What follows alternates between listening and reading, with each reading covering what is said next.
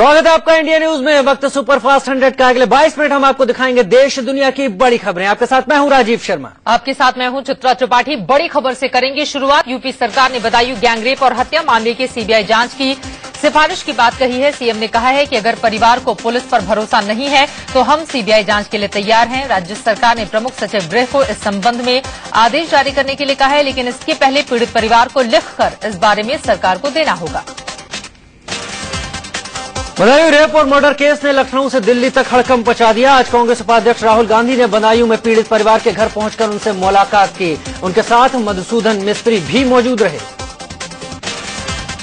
वहीं बदायूं में पीड़ित परिवार ने किसी भी तरह का मुआवजा लेने से मना कर दिया है। बेटियों के पिता ने राहुल गांधी से कहा कि उन्हें मुआवजा नहीं, इंसाफ चाहिए। राहुल गांधी और पीड़ित परिवार के बीच करीब 20 मिनट तक बातचीत की। इससे पहले राहुल गांधी ने पूरे मामले की सीबीआई जांच की मांग की। राहुल ने बताया कि पीड़ित परिवार ने कहा कि उन्हें किसी तरह का मुआवजा नहीं, इंसाफ चाहिए। परिवारों ने कहा कि देखिए कंपनसेशन से हमारा कुछ नहीं होने वाला। मांग की। राहुल ने बताया कि पीड़ित परिवार ने कहा कि उन्हें किसी तरह का मुआवजा नहीं, इंसाफ चाहिए। परिवारों ने कहा कि देखिए कंपनसेशन से हमारा कुछ नहीं होने वाला। हमारी जो बच्चियां हैं उनकी जो इज्जत है वो पैसे से वापस नहीं मिलने वाली। राहुल ने कहा कि पीड़ित परिवार ने उनसे कहा है उन्हें यूपी पुलिस न्याय नहीं दिला सकती क्योंकि उनका सिपाही खुद आरोपी है। इसीलिए वो चाहते हैं कि मामले की सीबीआई जांच हो। उसके बाद राहुल गांधी वारदात वाली जगह पर भी गए।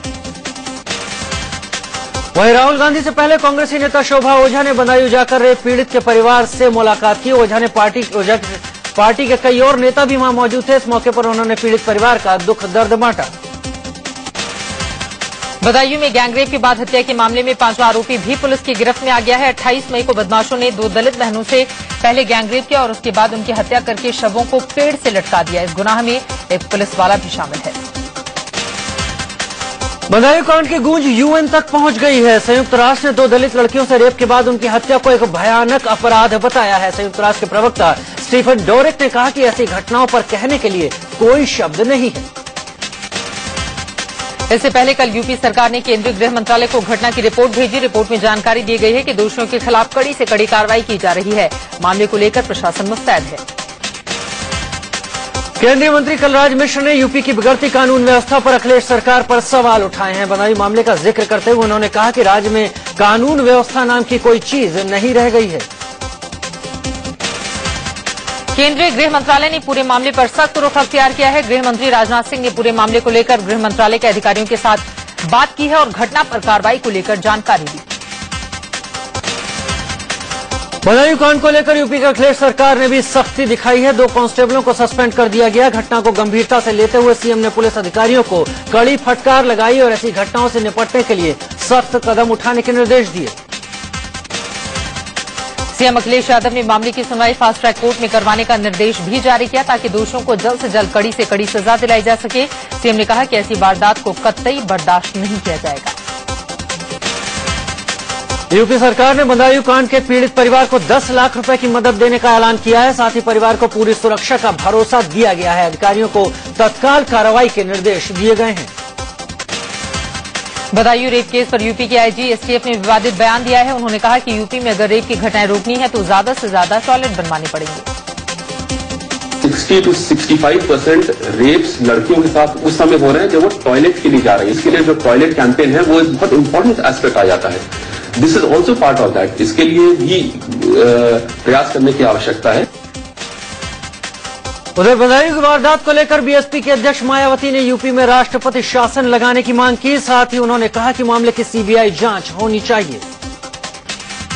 उत्तर प्रदेश के महामहिम श्री राज्यपाल जी को बिना कोई देरी किए हुए यहाँ प्रदेश में राष्ट्रपति शासन लगाने की तुरंत ही अपनी सिफारिश केंद्र की सरकार के पास भिजवा देनी चाहिए। राजस्थान के कांग्रेस विधायक भंवरलाल शर्मा ने राहुल और प्रियंका गांधी पर निशाना साधा है। पार्टी में सिर्फ राहुल और प्रियंका की ही बात होती है, उनके अलावा किसी और के बारे में सोचा जाना चाहिए। कांग्रेस में कई वरिष्ठ नेता हैं, ये बातें उनकी ओर से कही गई। डेमोक्रेटिक सिस्टम एडॉप्ट करना चाहिए, न कि थोपाथापी होनी चाहिए। अब कुछ चप्पू बयान दे रहे हैं, प्रियंका जी को लाओ, राहुल जी को लाओ। अरे प्रियंका जी, राहुल जी को लाओ, कुछ और भी सोचो। देश में सीनियर लीडर बैठे हैं, वहीं भंवरलाल शर्मा ने राहुल गांधी पर निशाना साधते हुए कहा कि बड़े परिवार में पैदा होने की वजह से उन्हें नेतृत्व दिया गया। उन्होंने कहा कि पार्टी का नेता लोकतांत्रिक तरीके से चुना जाना चाहिए। राहुल गांधी तो एक परिवार में, अच्छे परिवार में जन्म लेने के कारण है। वो नेतृत्व वो पूरी पार्टी डेमोक्रेटिक सिस्टम से चुनना चाहिए, डेमोक्रेटिक सिस्टम से आना चाहिए। पार्टी नेतृत्व तो एक एकाधिकार की बात होगी।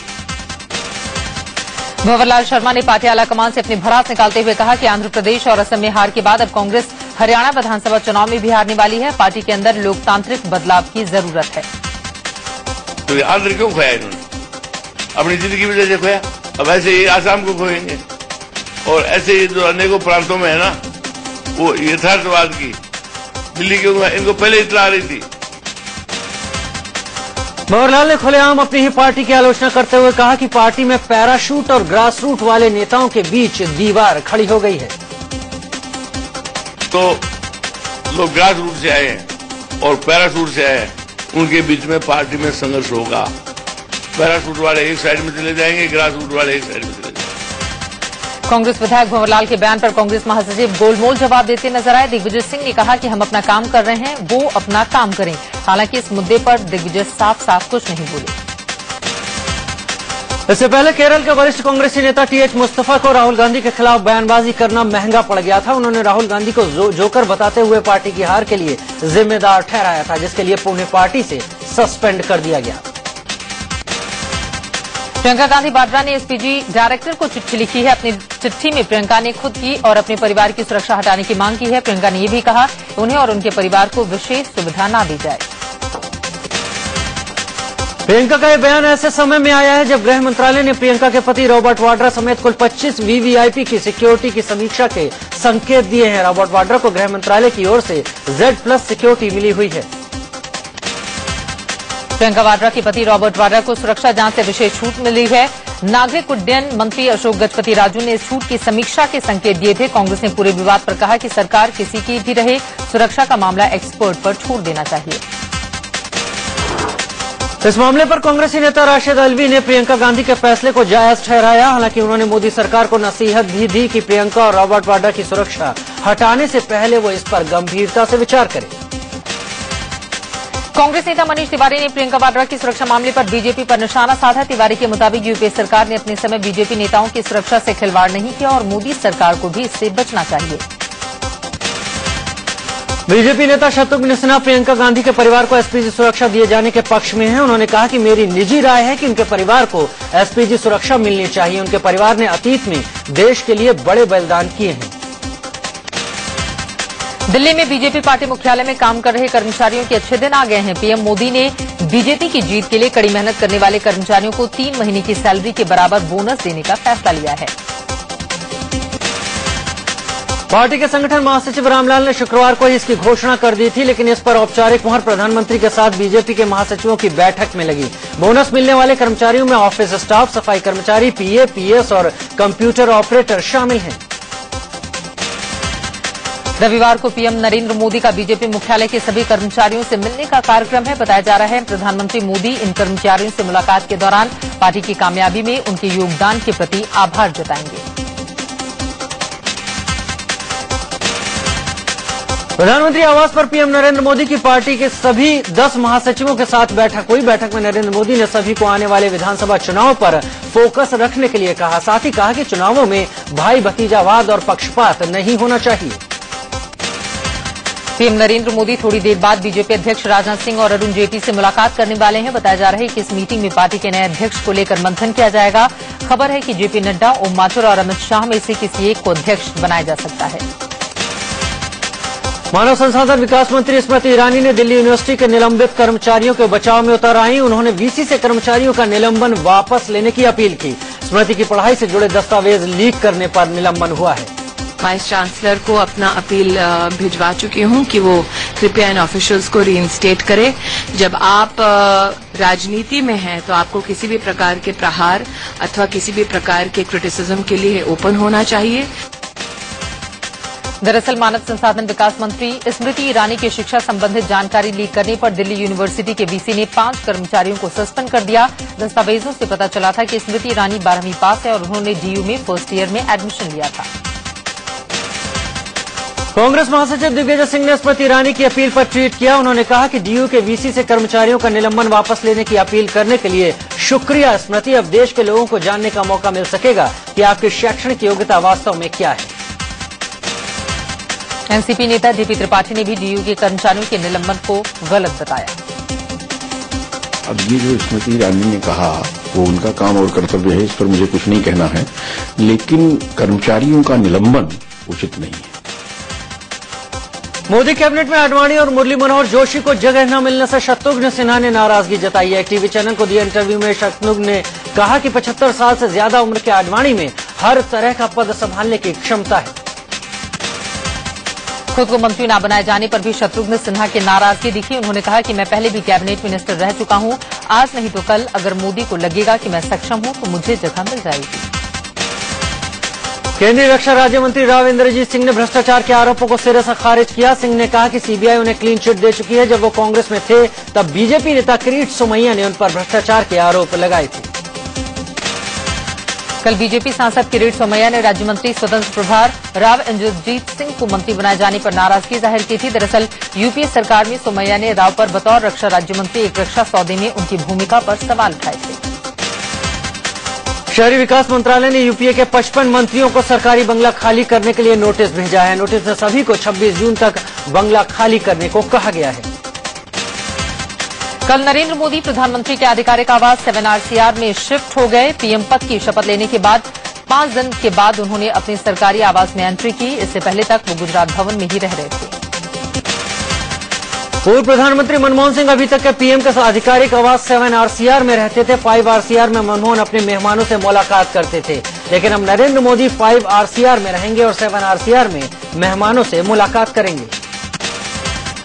लगभग एक दशक बाद प्रधानमंत्री आवास का पता बदला है। नरेंद्र मोदी बंगला नंबर 5 में रहेंगे। इससे पहले पूर्व प्रधानमंत्री राजीव गांधी और अटल बिहारी वाजपेयी इस बंगले में रह चुके हैं।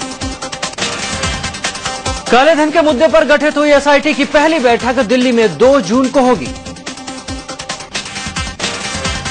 प्रधानमंत्री नरेंद्र मोदी की पत्नी जशोदाबेन को गुजरात पुलिस की ओर से सुरक्षा मुहैया कराई गई है। मेहसाणा में जहां जशोदाबेन रहती हैं, वहां 3 पुलिस वालों की ड्यूटी लगाई गई है। प्रधानमंत्री नरेंद्र मोदी ने जीसीए यानी गुजरात क्रिकेट एसोसिएशन के अध्यक्ष पद से इस्तीफा दे दिया। उनके करीबी अमित शाह जीसीए के उपाध्यक्ष हैं। यूपी में बिजली को लेकर हाहाकार को लेकर राज्य और केंद्र सरकार के बीच ठन गई है। सीएम अखिलेश यादव ने इसका ठीकरा केंद्र के सिर फोड़ा। जितनी जल्दी दिया जाएगा कोयला उत्तर प्रदेश सरकार को, उससे ज्यादा तेजी से उत्तर प्रदेश की सरकार कारखाना लगा करके बिजली उपलब्ध कराएगी, क्योंकि कोयला हमारे हाथ में नहीं है।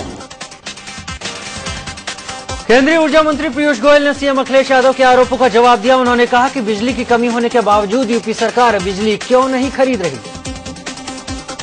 Power is available in the exchange. The state government, if it desires, can buy power from the exchange. I wonder why they are not buying the power.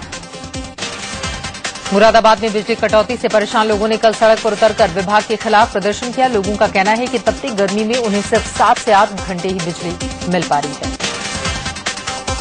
Nagpur में आरएसएस लोकसभा चुनाव में मिली हार के बाद एमएनएस प्रमुख राज ठाकरे अब जनता से सीधे बात करना चाहते हैं, जिसके लिए वो आज रैली करने वाले हैं।